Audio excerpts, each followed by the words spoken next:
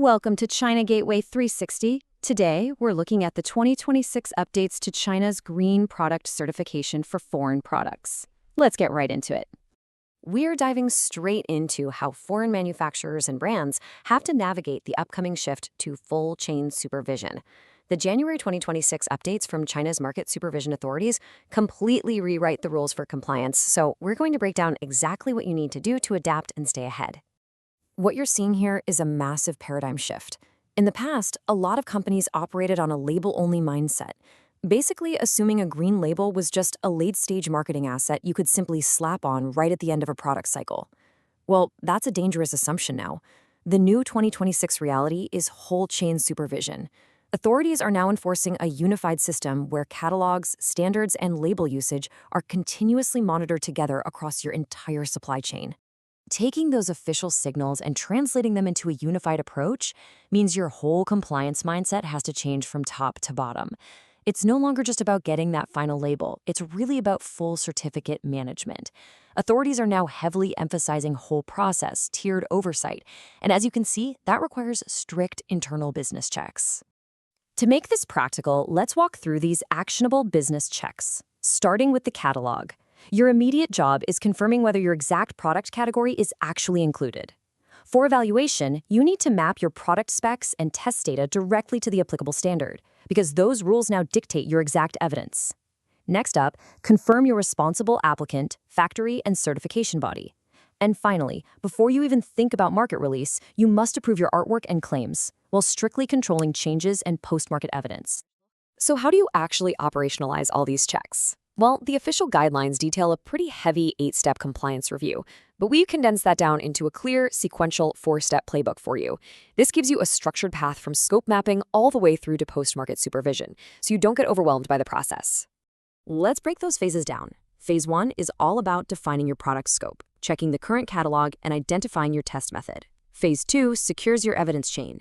You're confirming who owns the certificate and making sure you're using a qualified certification route. Phase 3 is your market release gate, where you approve the Chinese label and claim language. And finally, Phase 4 is active supervision. That means controlling any post-certification changes to suppliers or materials and monitoring recalls throughout the product's entire lifecycle. That brings us to the documentation. Under the new 2016 standards, you're required to maintain a strict, non-negotiable evidence pack. And keep in mind, this isn't just paperwork you file away in a drawer and forget about. These 6 folders represent the literal core of the whole chain supervision we were just talking about. Inside that evidence pack, the requirements are incredibly precise. You need the product specification, the model list, and the production site info, along with the applicable catalog and standard versions. And I really want to stress this next point. Retaining original test reports, factory audit records, and quality system evidence is absolutely mandatory for potential inspections. You'll also need your certificates, label authorizations, and, crucially, your change control logs and post-market complaint records. Okay, let's look at what happens when this goes wrong. What you're seeing here is a series of cascading regulatory tripwires under the 2026 updates. Falling into any of these traps means you've instantly failed the whole chain supervision test. Specifically, using the word green loosely as a generic marketing term without verifying a regulated claim, that's a critical error.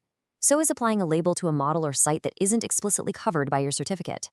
Another massive pitfall we see is assuming a foreign certification automatically replaces the required China route. It simply doesn't. You also risk immediate regulatory action if you change suppliers post-certification without checking test impacts, or if you fail to preserve your original label and shipment evidence. Which leads us to your ultimate safeguard, the market release decision rule. The directive shown here is absolute.